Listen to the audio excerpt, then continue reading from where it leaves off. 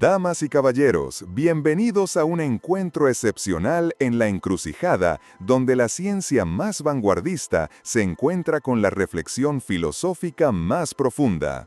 Hoy nos embarcamos en un viaje intelectual hacia los confines mismos de la existencia, guiados por dos mentes brillantes cuyo trabajo diario consiste en desentrañar los misterios que han cautivado a la humanidad durante milenios. Imaginen por un momento el cosmos, una vastedad casi inconcebible, regida por leyes que apenas comenzamos a vislumbrar. Para navegar este océano de incógnitas necesitamos pioneros. Hoy tenemos el honor de presentarles a una de esas exploradoras intrépidas, la doctora Elena Ramos. Física de renombre internacional, la doctora Ramos no es ajena a los confines más exóticos del universo. Desde la incandescencia primordial del Big Bang hasta la danza cuántica que podría tejer la fábrica misma del espacio-tiempo, su investigación la sitúa en la primera línea del descubrimiento. Ella es quien, con el rigor de las matemáticas y la agudeza de la observación, busca descifrar el lenguaje en el que está escrito el universo, enfrentándose a singularidades y explorando la posibilidad de realidades más allá de la nuestra. Pero, ¿qué sucede cuando las ecuaciones se silencian y los telescopios alcanzan su límite? Cuando las preguntas sobre el cómo inevitablemente nos llevan al vertiginoso ¿por qué? Es aquí donde la antorcha del conocimiento pasa a nuestro segundo distinguido invitado, el profesor Alejandro Vélez. Filósofo de la ciencia y metafísico de afilada perspicacia, el profesor Vélez es un maestro en el arte de interrogar los fundamentos mismos de nuestro saber. Donde la ciencia traza el mapa de la realidad, él examina la naturaleza del mapa, del cartógrafo y del propio acto de cartografiar. Con una erudición que abarca desde los antiguos griegos hasta los debates más contemporáneos, el profesor Vélez nos desafía a contemplar el estatus de las leyes naturales, la esencia del tiempo y las implicaciones últimas de nuestra búsqueda incesante de significado. Hoy, estos dos colosos del pensamiento convergerán. Seremos testigos de un diálogo electrizante donde la precisión empírica de la física se entrelazará con la agudeza conceptual de la filosofía. Juntos, explorarán el origen del universo, la desconcertante naturaleza del tiempo y las profundas consecuencias de nuestros intentos por comprender la realidad. Prepárense para que sus mentes se expandan, sus preguntas se agudicen y su asombro se encienda. Este no es solo un debate, es una expedición a las fronteras del entendimiento humano. Con ustedes, la doctora Elena Ramos y el profesor Alejandro Vélez. Profesor Vélez, es un placer y un desafío intelectual anticipado el poder dialogar con usted hoy sobre estos temas que nos convocan: el origen del universo, la naturaleza del tiempo y las implicaciones de nuestros intentos por comprender la realidad. Desde mi perspectiva como física, el cosmos nos presenta un libro escrito en un lenguaje matemático y observacional que hemos ido descifrando con creciente asombro. La teoría del Big Bang, sustentada por pilares como la expansión cósmica, la radiación de fondo de microondas y la nucleosíntesis primordial, nos ofrece un relato coherente de la evolución del universo desde un estado increíblemente caliente y denso hace unos 13.800 millones de años. No obstante, este relato, por robusto que sea desde fracciones de segundo después del inicio, se topa con una frontera, una singularidad donde nuestras leyes físicas actuales, la relatividad general y la mecánica cuántica aún no conversan armónicamente. Es en esa frontera y en las preguntas que suscita donde nuestro diálogo, creo, encontrará un terreno fértil. Doctora Ramos, el placer es enteramente mío. Su descripción del panorama cosmológico actual es impecable y, de hecho, subraya precisamente el punto donde la filosofía encuentra su renovada pertinencia. Cuando la ciencia, con su admirable rigor empírico y su poder predictivo, llega a estos límites conceptuales, la singularidad, el antes del tiempo, la naturaleza de las leyes mismas, se abren interrogantes que son intrínsecamente filosóficos. ¿Qué significa creación desde la nada si la nada física no es la nada metafísica? ¿Cuál es el estatus ontológico de las leyes de la naturaleza? ¿Son descubiertas o, en cierto modo, impuestas por nuestra forma de conocer? La filosofía no busca competir con la ciencia en la descripción del cómo opera el universo, sino que se interroga por el porqué fundamental, por los supuestos subyacentes a la propia empresa científica y por el significado último de sus hallazgos. La singularidad que usted menciona es un ejemplo perfecto. Para la física, es un problema a resolver con una teoría más completa, como una gravedad cuántica. Para la filosofía, es también una invitación a reflexionar sobre los límites de la causalidad, la temporalidad y la explicación misma. Coincido plenamente en que la singularidad es un punto de inflexión conceptual. Cuando hablamos de ese estado inicial, es crucial evitar la trampa semántica de imaginarlo como una explosión en un espacio preexistente. La teoría del Big Bang describe la expansión del espacio-tiempo mismo. Si el tiempo, tal como lo entendemos en la relatividad general, es una dimensión intrínseca a este tejido cósmico, la pregunta ¿qué había antes? Se vuelve problemática, similar a preguntar ¿qué hay al norte del Polo Norte? No obstante, la física teórica no se detiene ahí. Modelos como la inflación cósmica, que postula una expansión exponencial ultrarrápida en los primerísimos instantes, han sido muy exitosos para resolver problemas como el del horizonte, porque regiones del universo causalmente desconectadas en el modelo estándar del Big Bang tienen la misma temperatura en el CMB, y el de la planitud, porque el universo es tan espacialmente plano. La inflación, a su vez, abre la puerta a escenarios aún más especulativos, como la inflación eterna y la generación de multiversos donde nuestro universo sería solo una burbuja en un metaespacio inflacionario mucho mayor. Estas ideas, aunque matemáticamente consistentes dentro de ciertos marcos teóricos, nos llevan al borde de lo empíricamente verificable, un territorio donde la guía filosófica sobre la naturaleza de la explicación y la evidencia se vuelve aún más valiosa. La inflación y la hipótesis del multiverso son ciertamente ejemplos fascinantes de cómo la física teórica contemporánea empuja las fronteras de lo concebible y también de lo científicamente testeable, tal como se entiende tradicionalmente. Desde la filosofía de la ciencia, esto suscita debates cruciales sobre los criterios de demarcación entre ciencia y no ciencia, o entre ciencia y metafísica. Si una hipótesis como la del multiverso, derivada de una teoría que tiene otras consecuencias verificables, como la inflación, no es directamente observable en sí misma, ¿cómo evaluamos su estatus científico? ¿Es suficiente la coherencia matemática? ¿El poder explicativo para ciertos ajustes finos de nuestro universo? ¿O la capacidad de resolver paradojas conceptuales? Karl Popper insistiría en la falseabilidad, pero muchos filósofos de la ciencia contemporáneos adoptan una visión más laxa, considerando virtudes teóricas como la fecundidad, la unificación o la simplicidad. Volviendo a la singularidad y el antes, usted mencionó la analogía del Polo Norte. Es una excelente imagen para ilustrar la autolimitación conceptual dentro de un modelo dado. Sin embargo, la mente humana y la filosofía en particular se resisten a aceptar un límite absoluto a la indagación causal. Si el tiempo mismo comienza, ¿qué significa ese comenzar? ¿Es un comienzo ex nihilo absoluto o es una transición desde un estado diferente regido por leyes que aún no comprendemos, como podría sugerir la gravedad cuántica de bucles con su Big Bounce o ciertos modelos de teoría de cuerdas que postulan un pre-Big Bang? Esta idea de un rebote o de un universo cíclico, si bien desplaza el problema del origen último, parece satisfacer una cierta necesidad intuitiva de continuidad causal. Pero, ¿esta necesidad es una guía fiable hacia la verdad o una limitación de nuestra propia estructura cognitiva acostumbrada a pensar en términos de causas y efectos dentro del tiempo? Esta es una pregunta fundamental que también nos hacemos los físicos, aunque quizá desde un ángulo ligeramente distinto. La búsqueda de una teoría cuántica de la gravedad, ya sea la teoría de cuerdas, la gravedad cuántica de bucles, la geometría no conmutable o alguna otra aproximación futura, está motivada precisamente por la necesidad de describir el universo en esas condiciones extremas de energía y curvatura donde la relatividad general colapsa. Y efectivamente, muchas de estas teorías candidatas ofrecen alternativas a la singularidad inicial. La gravedad cuántica de bucles, por ejemplo, cuantiza el propio espacio-tiempo. Esto implica que existe una escala mínima de espacio y tiempo, el área y el volumen de Planck. En este marco, la singularidad del Big Bang se reemplaza por una región de curvatura y densidad muy altas, pero finitas.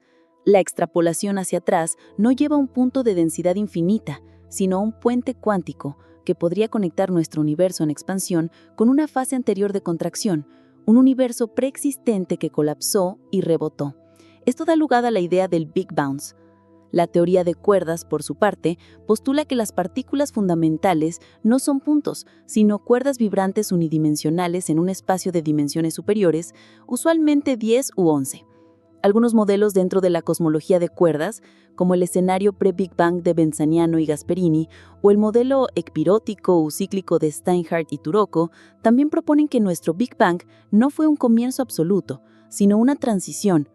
En el modelo ecpirótico, por ejemplo, nuestro universo sería una brana tridimensional, una membrana en un espacio de dimensiones superiores, y el Big Bang habría sido causado por la colisión de nuestra brana con otra. Estos ciclos de colisión y reexpansión podrían ser eternos. Estas propuestas eliminan la singularidad y ofrecen un antes. Pero como bien señala, profesor, desplazan la pregunta. Si hubo un universo anterior, ¿cuál fue su origen? Si son ciclos eternos, ¿por qué existe este ciclo eterno y no otro?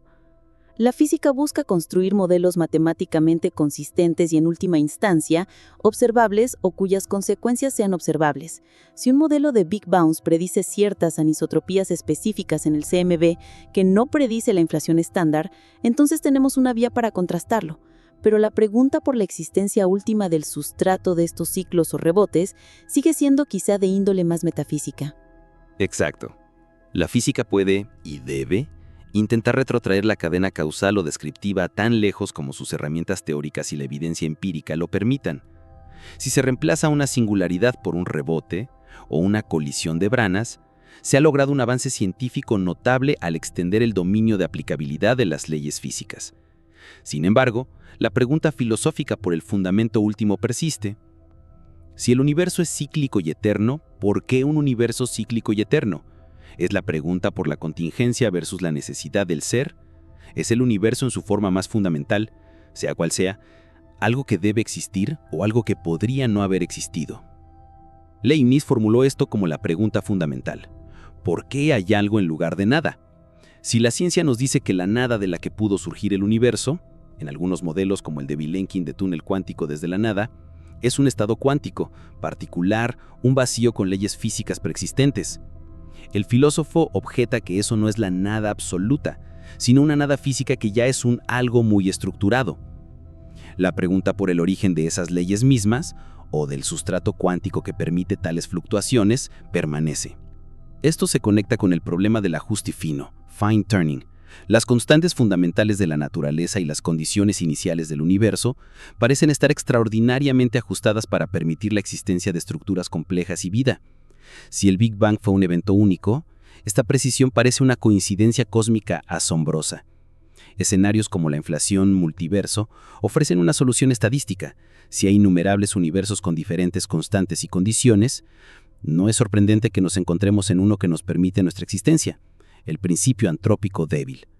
Pero esto también tiene implicaciones filosóficas. ¿Es el multiverso una hipótesis genuinamente explicativa o una forma de eludir el problema del ajuste fino de nuestro universo? ¿Y cuál es el estatus ontológico de esos otros universos si son causalmente inaccesibles? El problema del ajuste fino es, sin duda, uno de los motores conceptuales detrás de muchas ideas cosmológicas contemporáneas, incluyendo el multiverso. Desde una perspectiva puramente científica, el principio antrópico débil es una tautología observacional. Si el universo no fuera como es, no estaríamos aquí para observarlo. No es una explicación física en sí, sino una restricción de selección sobre las teorías que podemos proponer. Pero cuando se combina con mecanismos físicos que podrían generar múltiples dominios o universos con diferentes propiedades, como la inflación eterna o el paisaje de la teoría de cuerdas, con sus 10 a la 500 o más posibles vacíos, el principio antrópico adquiere más fuerza. Estas preguntas son increíblemente penetrantes, profesor, y tocan el núcleo de la interfaz entre la descripción física y la experiencia humana. Sobre la hipótesis del pasado, la baja entropía inicial del universo, es cierto que es un enigma. ¿Por qué el universo comenzó en un estado tan ordenado? Roger Penrose ha especulado que esto podría estar relacionado con la geometría del Big Bang, sugiriendo que la gravedad juega un papel crucial y que la entropía gravitacional era muy baja al principio. En su Conformal Cyclic Cosmology, CCC, cada eón termina en un estado de máxima entropía, pero también de expansión infinita y dilución, que, bajo ciertas transformaciones conformes, se vuelve matemáticamente equivalente a un nuevo Big Bang de baja entropía. Es una idea audaz y controvertida que intenta proporcionar una explicación dinámica para la baja entropía inicial sin recurrir simplemente a un «así fue». En cuanto a la emergencia del tiempo, es un concepto que en física tiene precedentes. La hidrodinámica, con sus ecuaciones para fluidos, emerge de la mecánica estadística de innumerables moléculas. Las propiedades del fluido, como la viscosidad o la presión, no tienen sentido para una molécula individual. De manera análoga, el tiempo podría ser una propiedad colectiva o estadística de un sistema subyacente atemporal, o donde el tiempo tiene una naturaleza muy diferente. La transición de un régimen cuántico atemporal a un tiempo semiclásico es un área de investigación activa, por ejemplo, en la cosmología cuántica de bucles, donde se intenta derivar la ecuación de Schrödinger, que incluye el tiempo, a partir de la ecuación de Wheeler-DeWitt, que no lo incluye explícitamente. Respecto a la experiencia subjetiva del flujo, los físicos suelen ser cautelosos. Es difícil incorporar la conciencia o la subjetividad directamente en las ecuaciones físicas. Sin embargo, algunos, como Carlo Rovelli, sugieren que la flecha del tiempo que experimentamos está intrínsecamente ligada a nuestra naturaleza como sistemas físicos que interactúan con el entorno e intercambian calor y entropía. Nuestra memoria, por ejemplo, funciona creando registros ordenados, lo cual es un proceso que aumenta la entropía total del universo. Seríamos, en cierto modo, relojes entrópicos. Sobre el libre albedrío y la responsabilidad en un universo bloque, este es un debate clásico. Muchos físicos y filósofos adoptarían una postura compatibilista, argumentando que el determinismo, o la fijeza del universo bloque, no es incompatible con el libre albedrío si definimos este último como la capacidad de actuar según nuestras propias razones y deseos, sin coerción externa. El hecho de que nuestras acciones estén, en principio, escritas en el bloque espaciotemporal no significa que no seamos nosotros los agentes de esas acciones, o que nuestras deliberaciones no sean causalmente eficaces dentro de ese bloque. Pero reconozco que esto no satisface a quienes buscan un libre albedrío libertario, que requiere una apertura genuina del futuro. Aquí es donde la mecánica cuántica y su aparente indeterminismo entran en juego, aunque la conexión entre el azar cuántico y la libertad de elección es, como mínimo, tenue y controvertida. En efecto, la conexión entre el indeterminismo cuántico y el libre albedrío libertario es una esperanza para algunos, pero una fuente de escepticismo para muchos otros. Si nuestras decisiones fueran simplemente el resultado de eventos cuánticos aleatorios en nuestro cerebro, ¿serían realmente nuestras decisiones en un sentido significativo de autoría y control? ¿O seríamos meros títeres del azar? La mayoría de los filósofos libertarios buscan algo más, una causación de la gente, donde el yo consciente es una fuente irreductible de causalidad, no determinada por eventos anteriores ni meramente aleatoria. Esto, por supuesto, plantea enormes desafíos para su naturalización dentro de un marco científico.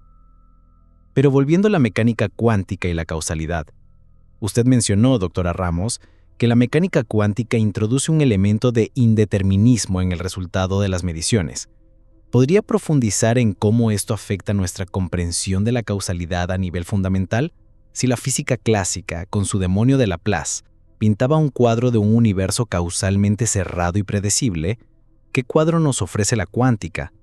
¿Se abandona la causalidad? ¿Se redefine o se preserva de alguna forma modificada?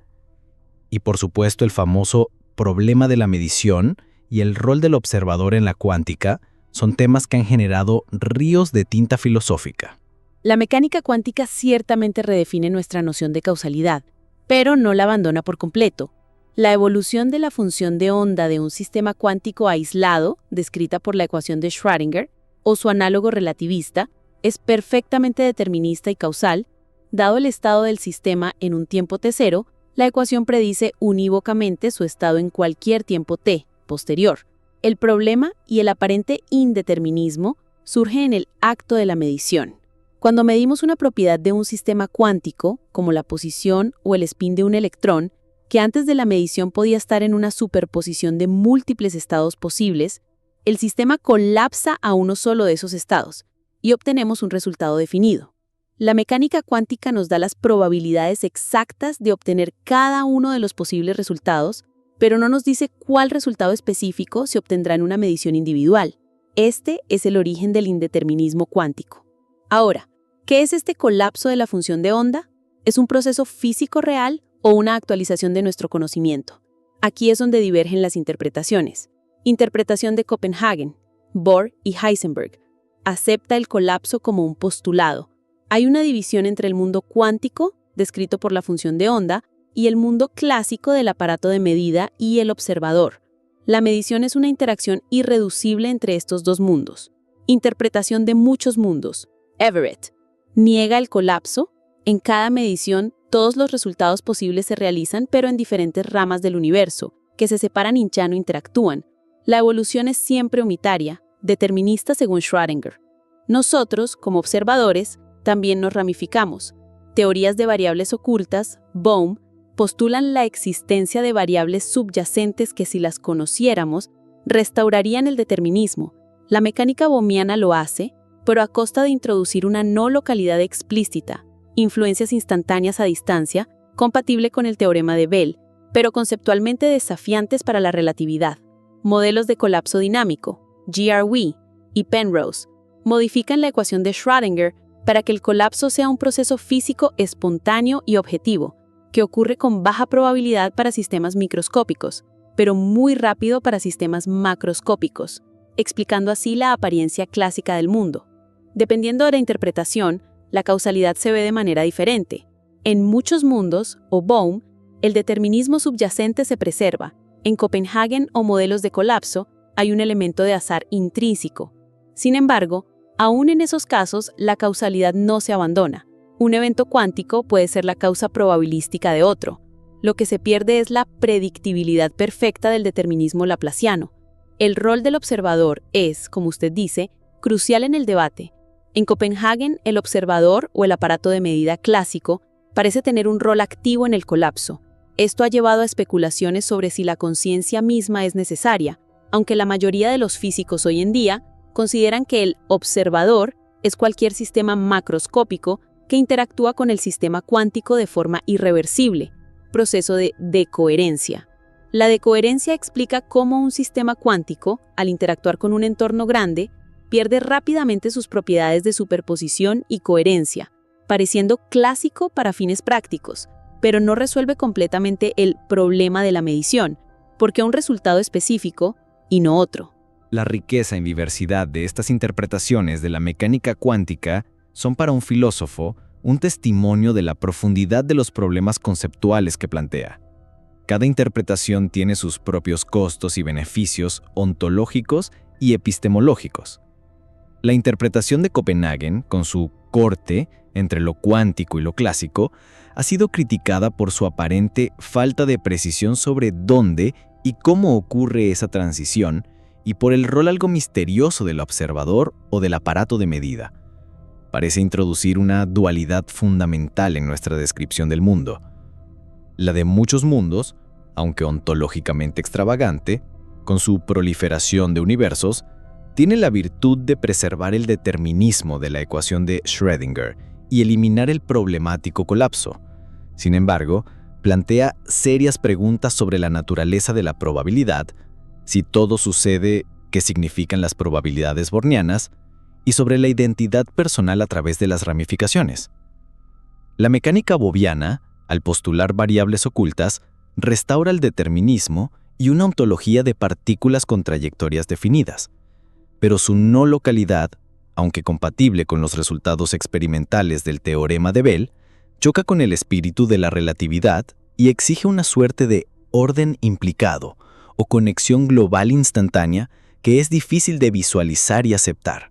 Los modelos de colapso dinámico son quizás los más ambiciosos al intentar modificar la propia mecánica cuántica para que el colapso sea un fenómeno físico objetivo, independiente de observadores.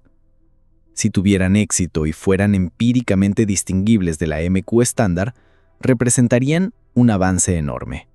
Desde la filosofía, el problema de la medición no es solo un problema técnico de la física, sino que revela tensiones fundamentales en nuestra comprensión de la realidad, el conocimiento y la relación sujeto-objeto.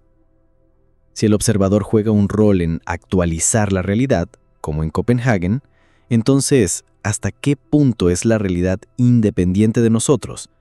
Esto tiene ecos de idealismo filosófico, aunque la mayoría de los físicos se resisten